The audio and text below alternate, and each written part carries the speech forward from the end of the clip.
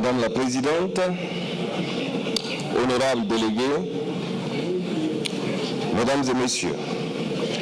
avant de livrer la contribution du Burkina Faso sur le thème qui fait l'objet de notre débat général, permettez-moi de saisir l'occasion pour renouveler au nom du peuple burkinabé, au nom de l'ensemble des députés du Conseil national de la transition du Burkina Faso, toute ma gratitude à l'ensemble des acteurs de la communauté internationale pour le soutien et la solidarité dont nous avons été l'objet lors des épreuves douloureuses du coup de force que mon pays a connu le 16 septembre dernier. Je salue la détermination de tous les défenseurs de la démocratie qui, à l'unanimité, ont condamné cet acte terroriste rétrograde consistant à prendre en otage les institutions de la transition burkinabé, alors que même le pays se préparait à entamer la campagne électorale devant aboutir à des élections présidentielles et législatives. Je voudrais particulièrement saluer les positions fermes et courageuses du président du Niger, du président du Tchad, du président de l'Afrique du Sud, du président de la Guinée et du secrétaire général des Nations Unies pour avoir rejeté dès les premières heures cette atteinte à la démocratie en construction au Burkina Faso. À ces hommages, j'associe la reconnaissance de mon pays à la communauté économique des États de l'Afrique de l'Ouest pour sa médiation et à l'Union africaine pour les sanctions exemplaires prises contre les putschistes. C'est grâce à ces soutiens multiformes, conjugués avec la résistance de notre vaillant peuple, que vous avez assisté à un retour rapide aux institutions de la transition. Aujourd'hui, la parenthèse douloureuse s'est refermée. Malgré les stigmates indélébiles comme les pertes en vies humaines et les nombreux dégâts matériels qui nous rappellent encore l'horreur du putsch avorté, cela n'a fait que renforcer davantage la fibre patriotique et l'élan de solidarité du peuple burkinabé qui, pour la deuxième fois, a réaffirmé son désir profond de voir respecter les règles constitutionnelles garantissant une démocratie réellement fondée sur des valeurs républicaines. Les élections législatives et présidentielles sont prévues pour le 29 novembre prochain. Au seuil de ces nouvelles échéances électorales, je m'en voudrais de quitter la présente tribune sans renouveler ma reconnaissance à l'endroit de l'ensemble des acteurs qui nous accompagnent sur le chemin irréversible de l'édification de l'état de droit et de la démocratie véritable. Madame la Présidente, la présente session de l'UIP s'ouvre sous un thème d'actualité brûlante, qu'est la question migratoire. Pour les pays en voie de développement, comme pour les pays développés, il s'agit d'un défi qui fait appel à des mesures fortes et urgentes. Lorsque le quotidien des peuples se trouve anéanti par des conflits sans espoir de résolution définitive, la migration est très souvent perçue comme la seule issue possible, parfois sans tenir compte des impératifs des pays d'accueil. Le principal motif du départ de plusieurs migrants se résume au besoin de fuir l'horreur de la guerre ou de la misère pour une terre d'accueil au péril de sa vie et généralement au péril de multiples sacrifices financiers. Mais la racine du mal de la crise migratoire se trouve d'abord et avant tout dans l'injuste répartition des richesses mondiales. Ce n'est un secret pour personne que les meilleures conditions de vie sont concentrées dans les pays du Nord, tandis que la plupart des pays du Sud n'ont que la pauvreté et la misère en partage. Si les premiers pays sont considérés comme des Eldorados imprenables, c'est bien parce que les dirigeants de ces pays,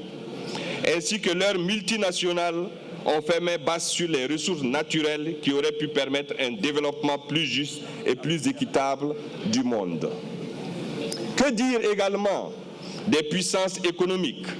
qui, au nom de l'impérialisme et du néocolonialisme, apportent et continuent d'apporter leur soutien à des régimes dictatoriaux, égoïstes et indifférents aux droits de leur peuple à un développement humain durable. La recherche d'une solution pérenne à la crise migratoire commande que nous trouvions ensemble des mécanismes de prévention et de résolution qui sont à l'origine des maux que nous venons de décrire plus tôt, à savoir les conflits, mais aussi le phénomène d'acculturation et l'impérialisme économique. Ma conviction est qu'il faut s'affranchir de certains clichés et stéréotypes pour aborder la question migratoire, et cela sans passion. Madame la Présidente, choisir d'aborder la problématique migratoire dans un cadre parlementaire inclusif comme celui de l'UIP constitue en soi une évolution significative dans l'acceptation que l'on doit se faire désormais de cette question dont la complexité et l'envergure imposent une approche globale et concertée dans la définition des réponses. Il faut le reconnaître, le problème migratoire a longtemps souffert d'une analyse partielle de ses déterminants de la part de certains politiques, avec pour conséquence immédiate un renforcement de la phobie de l'étranger, une aggravation de la hantise permanente d'être envahi, un renforcement de la crainte nationale de voir se déstructurer les dispositifs de protection sociale. Pendant longtemps, on a circonscrit le problème autour des zones de départ, des zones de destination via des espaces de transit, alors que cette compréhension des choses n'est en réalité que la résultante logique de longues années de malgouvernance des pays pauvres dans un contexte de passivité de la communauté internationale et de complicité de certains États qui font pourtant le bonheur de leur peuple en exploitant sans vergogne, sans merci, les ressources naturelles, voire humaines des autres peuples, notamment ceux de l'Afrique. Aussi longtemps que va persister une coopération internationale biaisée et basée sur les seuls intérêts d'États égoïstes, l'équation de l'immigration restera difficile à traiter. Il nous faut opérer une révolution dans nos perceptions pour que triomphe une humanité où chaque composante assume avec honneur et responsabilité son engagement. Ce n'est pas normal que lorsque les citoyens du Nord font mouvement vers le Sud, on les considère comme des touristes ou des expatriés. Tandis que, quand c'est le cas des ressortissants du Sud d'aller vers le Nord, on les traite d'immigrés clandestins, d'immigrés économiques, de réfugiés. Pour nous parlementaires qui agissons dans le cadre des mandats délivrés par les populations, le rendez-vous de cette 133e Assemblée générale de l'UIP doit consacrer l'adoption de textes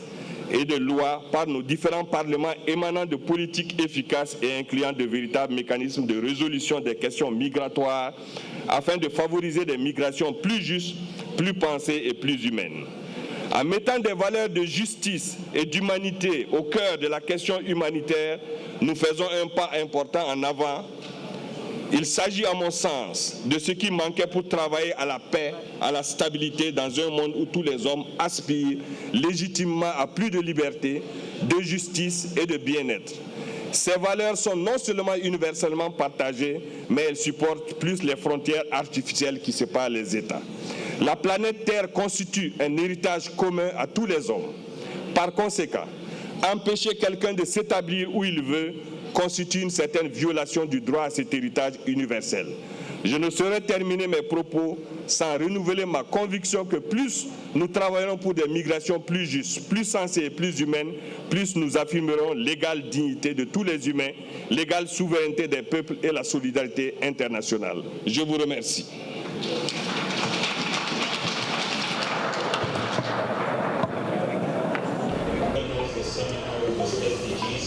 For the